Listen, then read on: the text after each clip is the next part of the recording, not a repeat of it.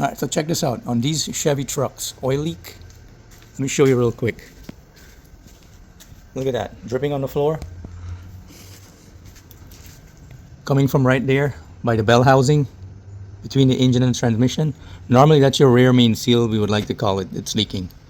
But it's not exactly the rear main seal that's leaking. It's the gasket. Let me show you what I'm talking about. And there she is up there, soaked with oil. That thing right there. I'm gonna take that out next and replace it. Stop that oil leak. So here is the rear main seal job. It's a 4-wheel drive. This torsion bar, it's in the way, it cannot come off. You're supposed to separate the 4-wheel drive unit, take this off, so you can lower this, so you can get to all the bell housing bolts, so you can get that transmission out. But I did not want to do all that. That's a lot of work.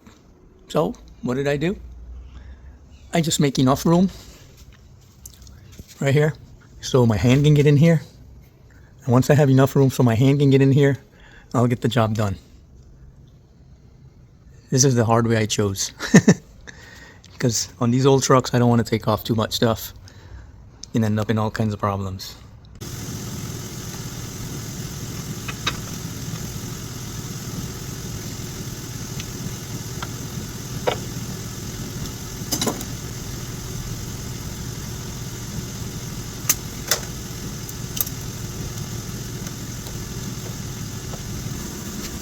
So here's that gasket. You see the rubber part of it right here, the rubber seal? It's all gone. It's stuck up there on the block. Because it's so hard and brittle. Look what happens. It doesn't seal no more. See that?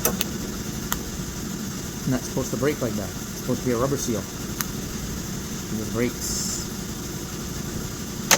That's the problem. This is where your rear main seal leak comes from. It comes from the gasket most of the time, and not the seal. This is definitely the gasket. This is definitely the gasket that's leaking here. There's no more softness in that seal. This seal right here, you still have a little bit of softness in it. Still have a little bit.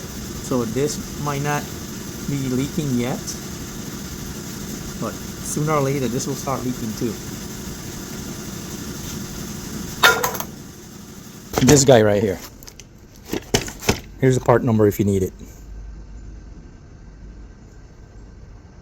Okay.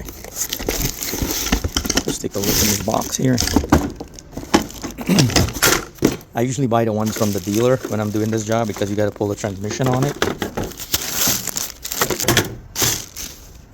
Okay. So I usually buy the dealer one because I got to pull the transmission to do this job. And if you're going to do that, don't put no cheap part in there. It's not a lot. It's not very expensive anyhow. This one from the dealer comes with all the bolts, new gasket, and new seal, and the cover. So normally on this, the rear end leak is not usually coming from the seal. It's coming from this gasket right here. This little rubber seal around this gasket, that's what usually get old, hard, and starts to leak. That's the guy, not that guy. So I would put a dealer part in this whenever I'm doing this job.